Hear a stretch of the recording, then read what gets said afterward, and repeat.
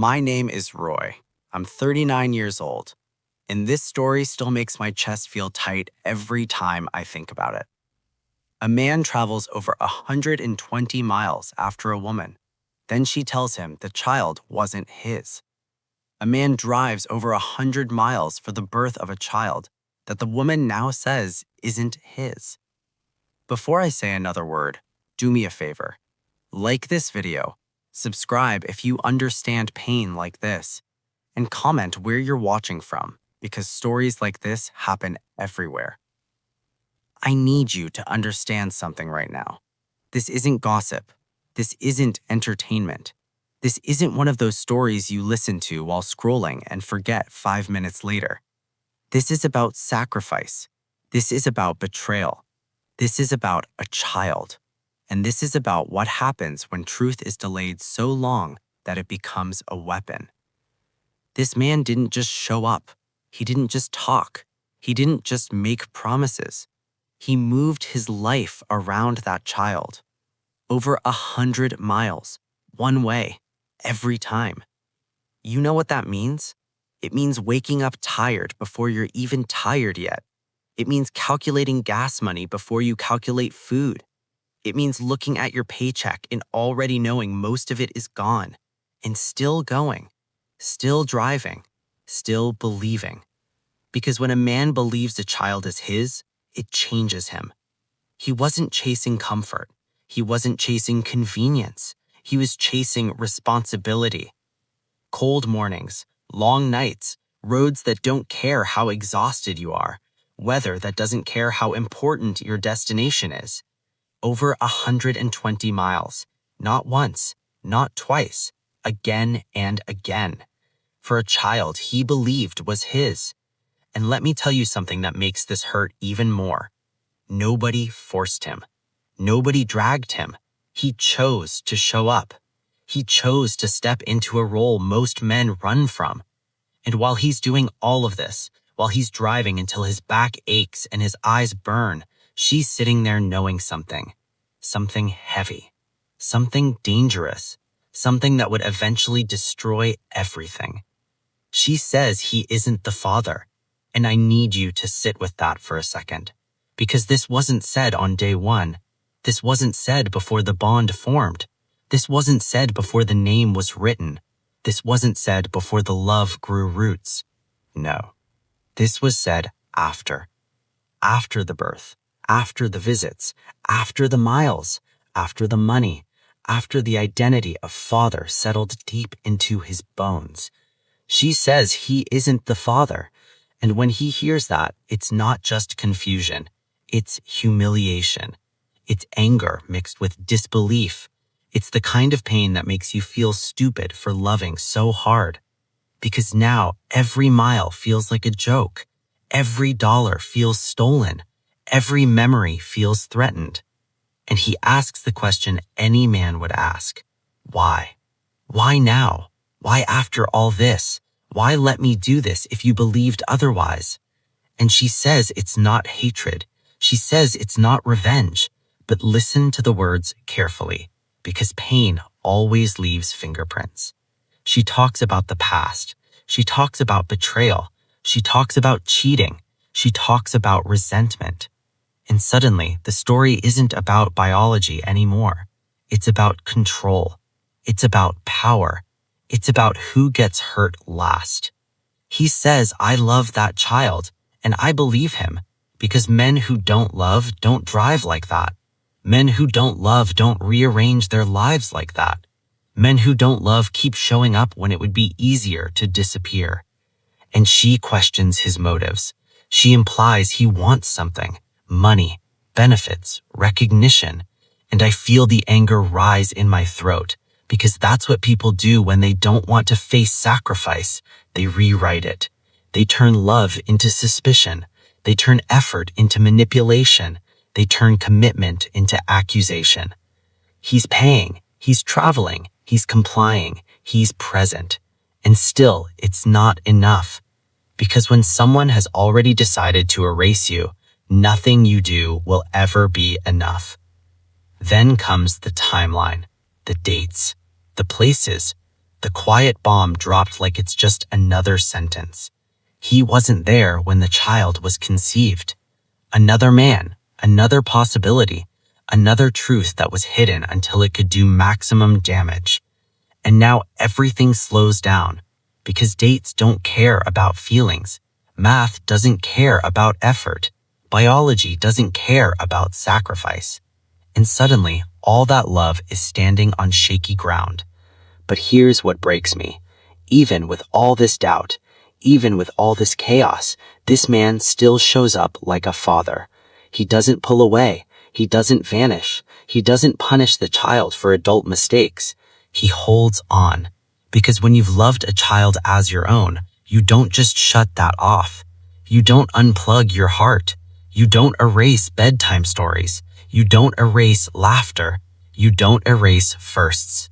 That bond doesn't ask permission from DNA. And that's why this story hurts so much. Because science can end a title, but it can't undo love. And that's only the beginning. I need you to stay with me, because this is where the anger really starts to burn.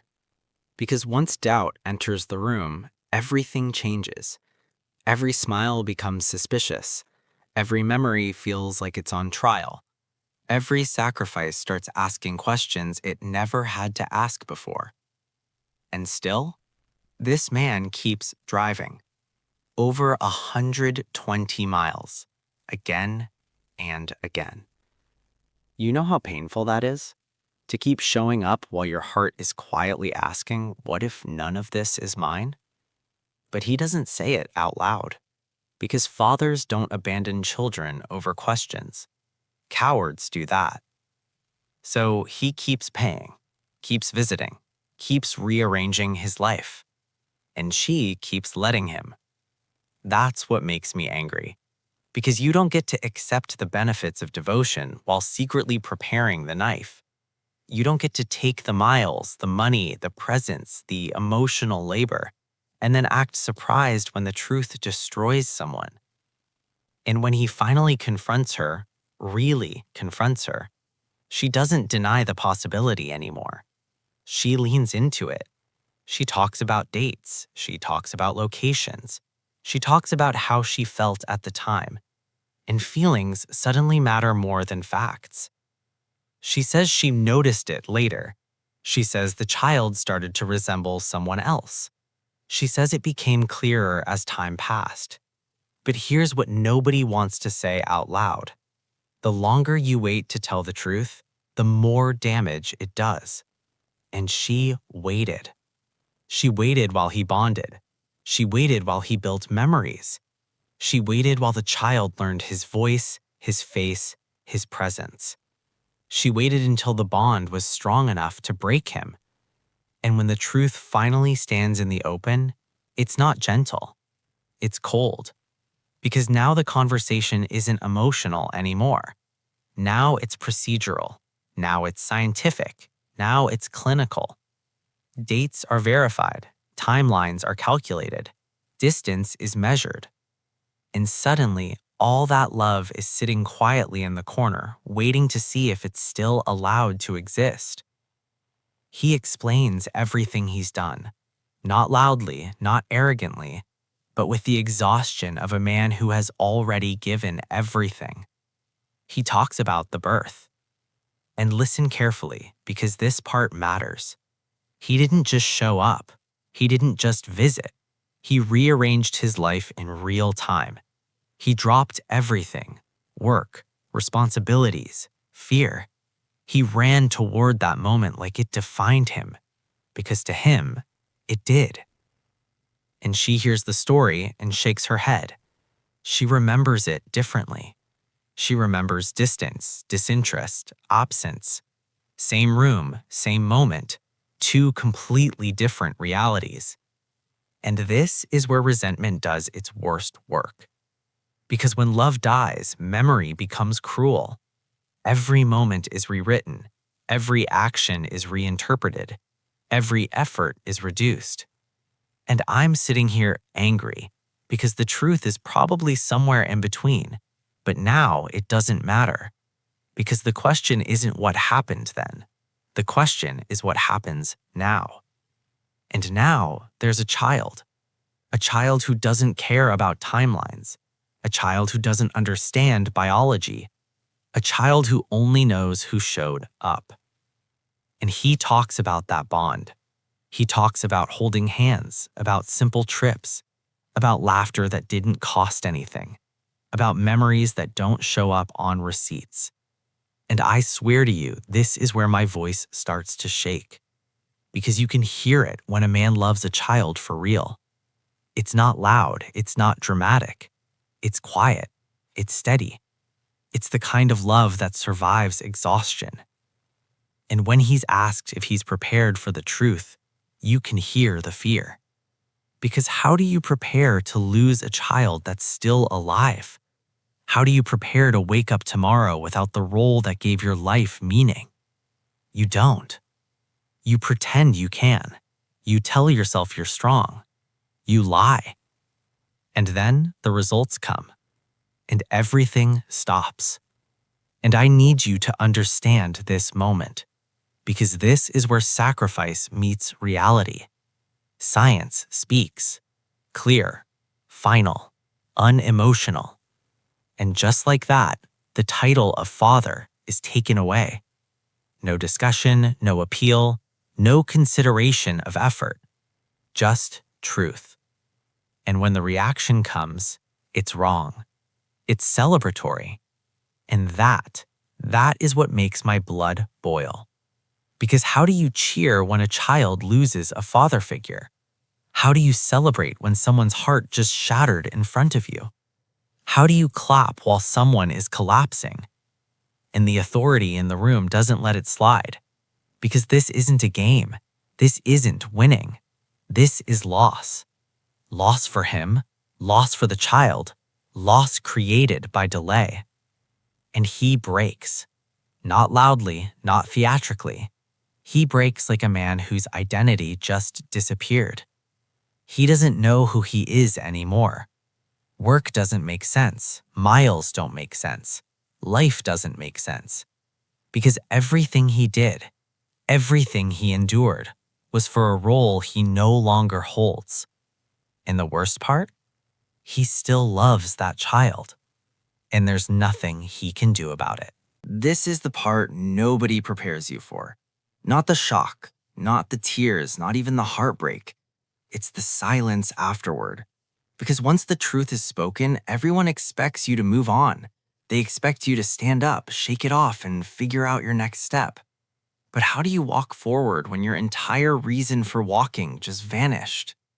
He sits there, breathing, existing, but hollow, like something essential was removed without anesthesia. And people forget something important. He didn't lose a possibility. He didn't lose a theory. He lost a life he was already living. That child wasn't an idea to him. That child was routine. That child was weekends. That child was planning ahead. That child was sacrificed with purpose. And now, suddenly, there's no permission to love anymore. No permission to show up. No permission to care. And the room shifts, because now the focus turns to responsibility. Not his, hers. And this is where the anger turns sharp. Because responsibility doesn't start when the truth comes out. It starts when the truth exists. She knew there was doubt. She knew there was another possibility. She knew long before she spoke. And instead of clarity, she chose comfort. She chose the miles. She chose the money. She chose the help. She chose the emotional labor. And now that it's over, she wants sympathy. But sympathy doesn't grow in dishonesty. The authority figure speaks about the child, about future questions, about a day when that child will look up and ask, "Where is my father?" And suddenly, the weight shifts, because now the story isn't about adults anymore. It's about what will be told later, what will be explained, what will be justified, what will be hidden. Because every delay writes a chapter. Every omission becomes a paragraph. Every lie becomes a memory someone else has to live with. And I'm angry because I've seen this before. Not this exact story, but this pattern, where adults fight and children inherit confusion, where resentment masquerades as protection, where truth is weaponized instead of respected. He doesn't argue anymore. There's nothing left to argue. He doesn't yell. He doesn't beg. He just looks lost. And when he speaks, his voice isn't loud. It's defeated. He talks about how everything he did was for that child, how waking up had purpose, how exhaustion didn't matter when it meant being there. And I need you to hear this clearly. Men don't fall apart like this over convenience. They fall apart over identity. Being a father wasn't something he did. It was who he was becoming. And that was taken. Cleanly, legally, permanently. And now there's a void. No visits, no calls, no milestones. Just memories and love with nowhere to go. And the hardest truth? The child will grow up with questions. Questions nobody wants to answer honestly. Because honesty would require admitting that the truth existed but waited. And the authority figure says something that stays with me. That every action taken from this point forward will become a story told later. And that's not a warning, that's a sentence. Because one day that child will sit across from someone and ask why. Why wasn't the truth told sooner? Why did someone show up and then disappear? Why did love come and go? And whatever answer is given, it will never erase the damage. And I want to scream at this point, because all of this pain was avoidable. Not the truth, the delay, the waiting, the silence. Truth doesn't hurt less when you wait, it hurts more. And this man, he will carry this forever. Not just the heartbreak, but the memory of a child who called him something that now he's not allowed to be. And that's why this story matters. Because distance doesn't measure fatherhood, blood doesn't measure love, and effort doesn't protect you from reality. But honesty could have protected everyone. If you're still listening, if this made you angry, if this hurt your chest like it hurt mine, like the video, subscribe, and tell me where you're watching from, because stories like this don't belong to one place. They happen everywhere, and someone out there needs to hear this before they wait too long to tell the truth. I wish I could tell you this ends with closure. I wish I could tell you there's some clean lesson where everyone learns and walks away better. But that's not how real pain works. Because after the room empties, after the words are said, after the truth is stamped and filed, life doesn't pause. He still wakes up the next day. And that's the cruelest part. Because his body wakes up like a father, but the world no longer recognizes him as one. No one talks about that. No one talks about how habits betray you, how your mind reaches for something that's gone. He still thinks in weekends, still calculates miles, still catches himself planning ahead. And then it hits him again. There's nowhere to go, no reason to drive, no little voice waiting. And anger creeps in differently now. Not loud, not explosive, quiet, heavy. The kind of anger that settles into your chest and stays there. Anger at himself for believing so deeply. Anger at her for waiting so long. Anger at a system that can erase love with paperwork. But mostly, anger at the unfairness of it all.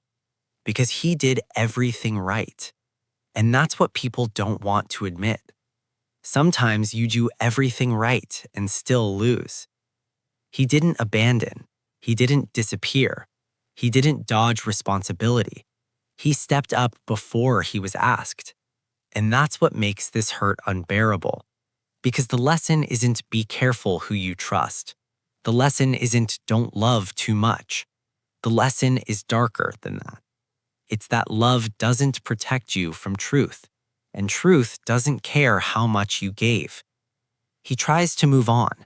People tell him to focus on himself, to start fresh, to let it go. And those words sound empty to a man who lost a future, not a memory. Because you don't let go of a child you raised in your heart. You carry it, quietly, everywhere. And I'm angry because society doesn't know what to do with men like this. There's no space for their grief, no language for their loss. They're expected to be strong, to accept facts, to disappear without complaint. But strength doesn't mean numbness. Strength sometimes looks like surviving something that rewired you. And somewhere out there, that child is growing without understanding why someone vanished, growing with a story that will eventually be told. And no matter how carefully it's explained, it will never feel complete, because missing pieces always leave questions. And this is the final truth I need you to hear. Truth delayed becomes trauma. Silence becomes damage, and adults don't get to decide that children won't feel it. Every mile he drove mattered. Every dollar he spent mattered. Every moment he showed up mattered, even if the law says otherwise. And that's why this story stays with me. Because it's not just about paternity, it's about responsibility. It's about timing. It's about the cost of waiting too long to be honest. If you're listening to this and you're sitting on a truth that could change someone's life, say it. Say it before love turns into loss. Say it before bonds form that don't need to break. Say it before a child inherits confusion they didn't create. My name is Roy. I'm 39 years old. And this story makes me angry because it didn't have to end like this. Like the video, subscribe, and comment where you're watching from, because somewhere out there, someone needs to hear this before it's too late. I keep replaying it in my head, and that's the worst part. Not the moment the truth came out, but all the moments before it. Because once you know how the story ends, every earlier scene feels different. Every mile he drove feels heavier. Every visit feels fragile. Every smile feels borrowed. And I'm angry because nobody warned him. Nobody sat him down and said, "Hey, there's doubt here. Protect your heart." Instead, he was encouraged to keep giving, to keep proving, to keep earning a place he already believed he had. And that belief became his downfall. He didn't just lose a role, he lost trust in his own judgment. That's another thing people don't talk about. When something like this happens, you don't just grieve the loss. You question yourself. You ask, how did I not see it? How did I miss the signs? How did I give so much without guarantees? And those questions don't have answers. They just sit there, echoing. And the world keeps moving. Friends tell him to date again, to find happiness somewhere else, to start over. But start over from what? From being a man who knows what it feels like to lose a child without a funeral? From being someone who learned that effort doesn't equal security? That kind of pain doesn't reset. It reshapes you. He drives past the same roads sometimes, not intentionally, just habit. And every mile marker feels like a reminder of devotion that didn't matter in the end. I think about the woman, too. Not with sympathy, but with reality. Because now she has the truth. And the truth doesn't magically fix anything. She still has a child, still has responsibilities, still has unanswered questions about the other man. Except now, the one person who wanted to be there is gone. And that's the part people never calculate. You don't just remove someone from a child's life, you remove stability. You remove consistency. You remove someone who already proved they would show up even when it was hard. And I'm angry because this story gets framed wrong so often. People argue biology, people argue legality, people argue fairness, but nobody argues timing. Nobody asks why the truth wasn't spoken sooner. Nobody demands accountability for the delay, because delay is comfortable. Delay lets you benefit while you decide, and someone else pays the price later. In this case, a man lost a child. A child lost a father figure, and everyone pretends this is just how things go. But it's not. This was a choice, a series of them. And I need you to hear this clearly. If you are unsure about something this big, you don't wait. You don't gamble with someone else's heart. You don't let love grow if you're not willing to protect it. Because once love is built, destroying it doesn't just hurt, it scars. And this man will carry that scar forever. Not visible, not dramatic, just a quiet absence where something meaningful used to live. And that's why I'm still angry. Because stories like this get told after the damage is done, when they should be told before. My name is Roy. I'm 39 years old. And if this story made you uncomfortable, good. Because discomfort is the price of awareness. Like the video, subscribe, and tell me where you're watching from. This is where it settles. Not with resolution, not with peace, but with understanding. Because time passes whether you heal or not. Weeks turn into months, months into years, and people stop asking him about it. That's how you know the world has moved on. But he hasn't. Not fully. Because grief like this doesn't announce itself anymore. It becomes background noise, a quiet ache that flares up when you least expect it.